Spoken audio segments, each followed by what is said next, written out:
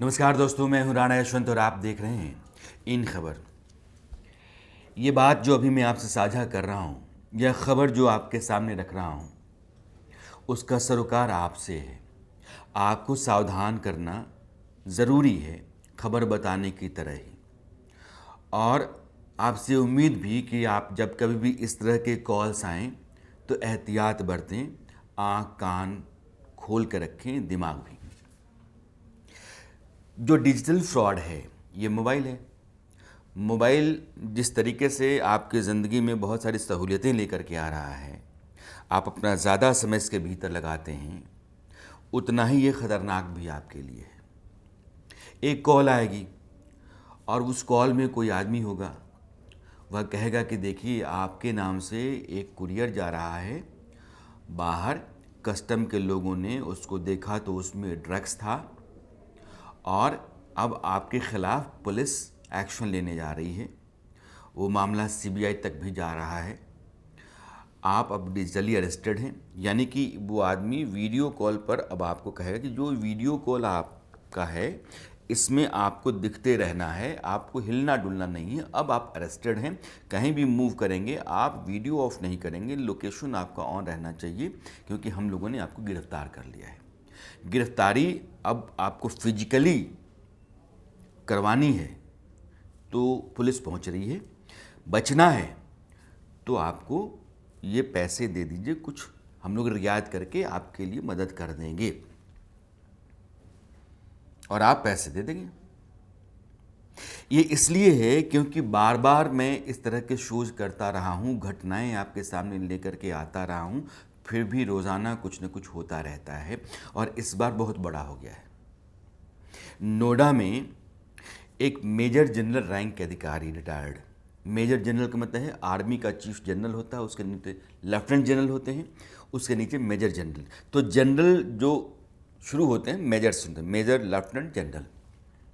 यानी कि आपकी सुरक्षा देश की जो है उसका जिम्मा जिन लोगों के पास होता है उनमें सबसे प्रभावशाली और सबसे दायित्व से भरे हुए लोग इस ओहदे पर पहुंचते हैं। बहुत ऊंचा ओहदा है। अब इस लिहाज से ऐसे लोग ऑन स्पॉट एक्शन लेने में, strategy, planning, resource optimization, common sense, sharpness, कम समय में ज़्यादा बेहतर फैसला लेने की क्षमता, ये सारी बातें इन लोगों के भीतर मानी जाती हैं कि हैं और होंगी ही। लेकिन जनरल साहब को नोएडा में सिंपल 2 कौड़ी के ठगों ने बड़ा चूना लगा दिया, 2 करोड़ का। यकीन नहीं करेंगे आप, 2 करोड़ रुपए उनके बैंक से उन्हीं के ज़रिए अपने अकाउंट में ट्रांसफ़र करवा लिया। अब आप समझिए कि आदमी कैसे अपना दिमाग बंद कर लेता है या कैसे वो दिमाग पर हावी हो जाते हैं। हुआ क्या? हुआ ये कि एक फ़ोन आया और फ़ोन जनरल साहब को आया कि हम एक कुरियर कंपनी से बोल रहे हैं, आपका नाम का एक कुरियर जो है वो ताइवान जा रहा है और उसमें कुछ क्रेडिट कार्ड्स हैं, कुछ पासपोर्ट हैं 5 के आसपास, एमडीएमए ड्रग्स है, कुछ गैर कानूनी चीज़ें हैं, कपड़े हैं, लेकिन ये ड्रग्स है उसमें। और कस्टम्स के ऑफिसर्स ने जब खोला है तो आपके नाम के उस कुरियर के भीतर ड्रग्स है, आपके खिलाफ कार्रवाई होने वाली है और मुंबई की क्राइम ब्रांच आपसे अब पूछताछ करेगी, आपके खिलाफ मुकदमा दर्ज हो चुका है। और उसने मुंबई क्राइम ब्रांच के साथ कनेक्ट कर दिया। फर्जी। अब मुंबई क्राइम ब्रांच का जो ऑफिसर है, खटाक से उसने अपना आई कार्ड इनके व्हाट्सएप पर भेजा और कहा कि ये मैं हूँ जो आपसे बात कर रहा हूँ, और उसने उनको पूरा हड़का दिया कि आपकी अरेस्टिंग तय है और इसमें कोई दो राय नहीं, ये बहुत बड़ा गैर कानूनी काम है, आपको जेल जाना होगा। और ये मामला तो सीबीआई तक चला गया। खट से एक लेटर जो है ना वो सीबीआई का आ गया कि ये जो बातचीत चल रही है इस बातचीत को आप अपने तक रखिए, भलाई आप किसी में है, अगर आपने यह बातचीत शेयर की तो फिर आप नुकसान में रहेंगे। अब जनरल साहब बेचारे डर गए कि यार ये मेरे नाम का कुरियर, उसमें ड्रग्स, उसके बाद मुंबई का क्राइम ब्रांच, उसके बाद सीबीआई अरेस्टिंग। उसने कहा कि ये सब अब आप लॉक हो चुके हैं और आप अब डिजिटली अरेस्टेड हैं। यानी कि वीडियो कॉल पर, अब वो वीडियो कॉल पे ले लिया, बोला कि अब आप अरेस्टेड हैं, आपका लोकेशन जो लाइव है वो आप शेयर करते रहेंगे, और वो उनसे लगातार बात करते रहे। और जनरल साहब ने सब कुछ अपने भीतर दबाना शुरू कर दिया। वो डर गए, उनको लगा कि अब तो हमको अरेस्ट हो जाना है, हमको जेल चले जाना है, बुढ़ापे में, रिटायरमेंट में, ये जो कुछ भी फजीहत होनी है शायद आज ही होनी है। उन लोगों ने पूछा कि ठीक है, आप ये बताइए कि आपका अकाउंट में क्या पैसा है। तो कहा कि डिपॉजिट कितना है, म्यूचुअल फंड कितना है, एफडी कितना है, ये सब कुछ उन्होंने बता दिया। अब उन्होंने कहा कि ठीक है, काम करिए, ये जितना अमाउंट है इसको आप 2 अलग अलग अकाउंट में ट्रांसफ़र कर दीजिए, क्योंकि यहाँ भी अब खतरा है। तो उन्होंने कहा कि ये नहीं करेंगे। तो उसने कहा कि आपको करना पड़ेगा, क्योंकि जो फ्रॉड होते हैं वो बैंक कर्मचारियों के साथ मिल करके आपका सारा पैसा निकाल करके बाहर कर देंगे, और ये बहुत दिक्कत हो जाएगी आपके लिए। इसलिए हम तो सेफ़ जोन में आपको लेकर के आए हुए हैं कि अकाउंट तो उसी का होता है जिसका आधार कार्ड होगा, जिसका केवाईसी होगा। तो बैंक में तो कोई दिक्कत है ही नहीं, हम तो बैंक टू अकाउंट ट्रांसफ़र कर रहे हैं, और फिर जैसे ही हम आपको सेव कर लेंगे आप अकाउंट में फिर हम ट्रांसफ़र कर देंगे। भाई जनरल साहब चले गए बैंक, और उन्होंने अपने सारे एफडी से, म्यूचुअल फंड से, जो सेविंग्स था, उन सबों को उन्होंने, वो 2 अकाउंट जो उन्होंने बताया था कि ये कोई ड्रीम होम हाउसिंग प्रॉपर्टीज़ नाम की कोई कंपनी है, इसके 2 अकाउंट्स हैं, इन अकाउंट्स में आप ट्रांसफ़र कीजिए। और जनरल साहब ने उन अकाउंट्स में 2 करोड़ रुपए ट्रांसफ़र कर दिए। जैसे ही किए उसके बाद से वो साइबर जो उनका अरेस्टिंग थी वो बंद, वो जो लोग थे वो सब गायब। अब जनरल साहब को लगा कि ये क्या हो गया, उनको लगे कि फ्रॉड हो गया मेरे साथ। पुलिस के पास पहुंचे, पुलिस ने एफआईआर दर्ज कर ली है। चूँकि बहुत बड़े आदमी है वो, तो लाजमी है कि उस पर इंक्वायरी शुरू हो गई है। तो जिस अकाउंट में पैसा गया हुआ है उस अकाउंट के डिटेल्स खंगाले जा रहे हैं, किसका अकाउंट है, कहाँ का अकाउंट है, और ये 2 करोड़ रुपये कैसे वापस हो सकते हैं। कि फ़र्ज़ कर लीजिए कि मेरा अकाउंट है और राणा यशवंत के अकाउंट में एक आदमी ने 2 करोड़ रुपये ट्रांसफ़र कर दिए, कि राणा यशवंत की जो फिजिकल पोजीशन है वो बाहर है देश के, मेरे लोग यहाँ एक्टिव हैं, उन लोगों ने आपको पकड़ करके, डरा करके, धमका करके आपके अकाउंट से मेरे अकाउंट में पैसा ट्रांसफ़र करवा दिया। उसके बाद उन लोगों ने मेरे अकाउंट से आराम से उन्होंने ट्रांसफ़र कर दिया मेरे ऑफशोर अकाउंट में, जो बाहर का अकाउंट है। तो मैं भी बाहर हूँ, मेरे अकाउंट में बाहर, ये पैसा वहाँ भी चला गया, बात ख़त्म, अब आप लेते रहिए। क्योंकि जिन लोगों ने किया वो मेरे लोग तो हैं, लेकिन उनकी पहचान तो है नहीं, तो उनको आप पकड़ नहीं सकते। तो अब आपको मुझ तक पहुंचना पड़ेगा। अब पुलिस के लिए मुसीबत ये है कि वो 2 करोड़ रुपए जिन अकाउंट में ट्रांसफ़र गए हैं उन अकाउंट्स के डिटेल्स लेकर के, और वो जो लोग हैं जिनके अकाउंट्स हैं उन तक पहुंचना और फिर उनसे वापस इनके अकाउंट में कराना, ये आसान नहीं है। अगर इतना आसान होता तो फ्रॉड नहीं करते, कि पैसा वहाँ से वहाँ जाएगा तो पुलिस तो लेकर खींच के लेके आ ही जाएगी। इतना आसान होता तो फिर वो क्यों ट्रांसफ़र कराते, होता नहीं है। साइबर फ्रॉड के जितने भी अपराधी हैं बहुत शातिर हैं, और वो दुनिया के किसी और कोने में आपका पैसा ट्रांसफ़र करके भेज देते हैं। सवाल ये है कि ये जो साइबर अपराध है, साइबर पुलिस सब जगह हो गई है, लेकिन वो जो केसेस लॉज होते हैं कितने होते हैं? 100 लोगों के खिलाफ अगर मामले ऐसे हुए हैं तो 10 लोगों के मामले लॉज होते हैं, दर्ज होते हैं। क्योंकि दर्ज करने का तरीका पुलिस ने इतना टफ बना रखा है कि आप ऑनलाइन दर्ज कराते रह जाएंगे, नहीं होगा। जब जाएंगे थाने में तो इतने सवाल करेंगे कि आप थक जाएंगे, 2 दिन 3 दिन में आप कहें छोड़ो यार क्या हो गया। क्योंकि 10,000, 15,000, 20,000 का मामला होता है, जब लाख से ऊपर 2 लाख, 5 लाख, 10 लाख, और जैसे जनरल साहब का 2 करोड़, तो आप बार बार जाएंगे।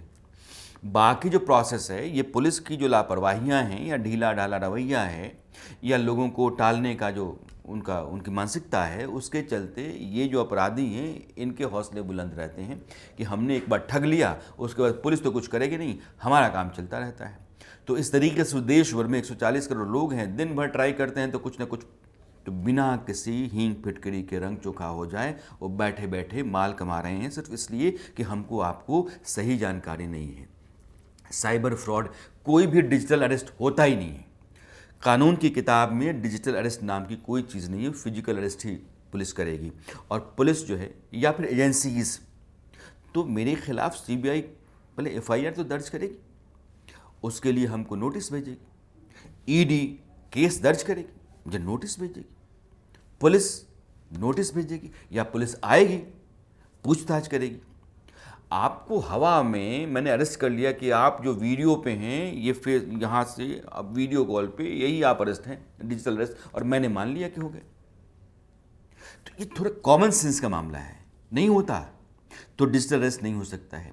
अब डीप फेक वीडियोस बनते हैं, मेरे जैसा आदमी ही मेरी तरह दिख रहा है, मैं ही हूँ बिल्कुल, और मेरी आवाज़ है, मेरी आवाज़ की क्लोनिंग हो गई, मेरे चेहरे की क्लोनिंग हो गई है।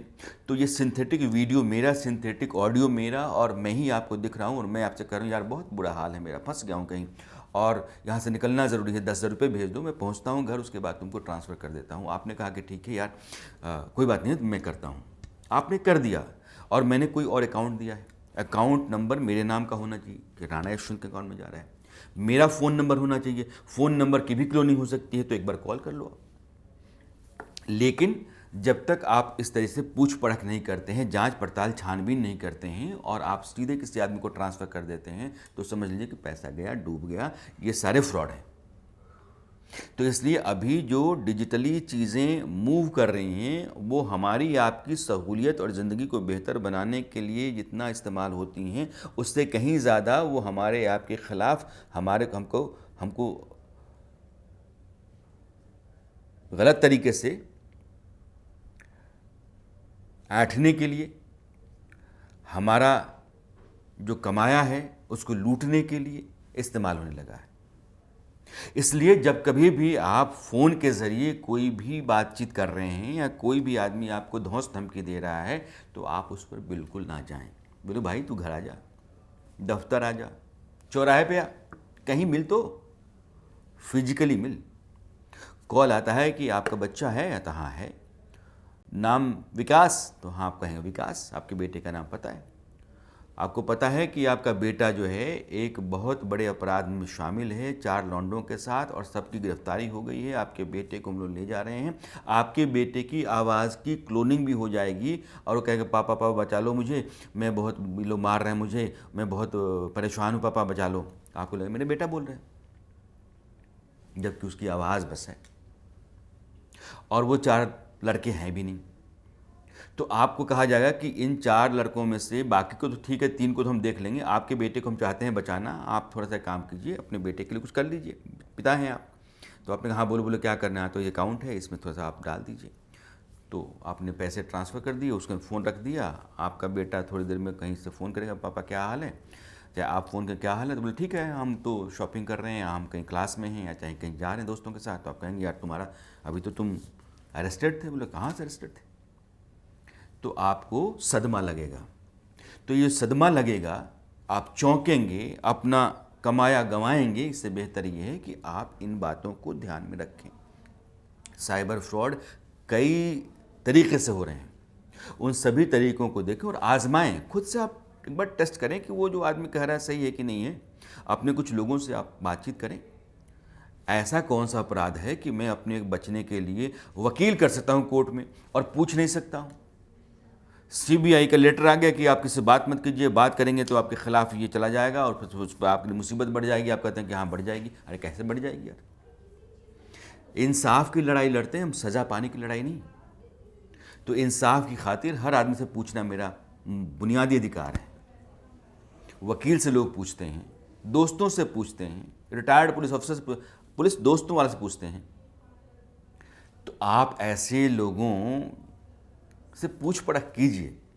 लेकिन मैं फिर कहता हूँ, आँख कान दिमाग सब खोल के रखना बहुत ज़रूरी है। आज की तारीख में दुनिया बहुत ही ख़तरनाक दौर में आ गई है, और किसी भी समय थोड़ी सी लापरवाही आपको बड़ा नुकसान दे सकती है। और वो जनरल साहब के साथ हो गया।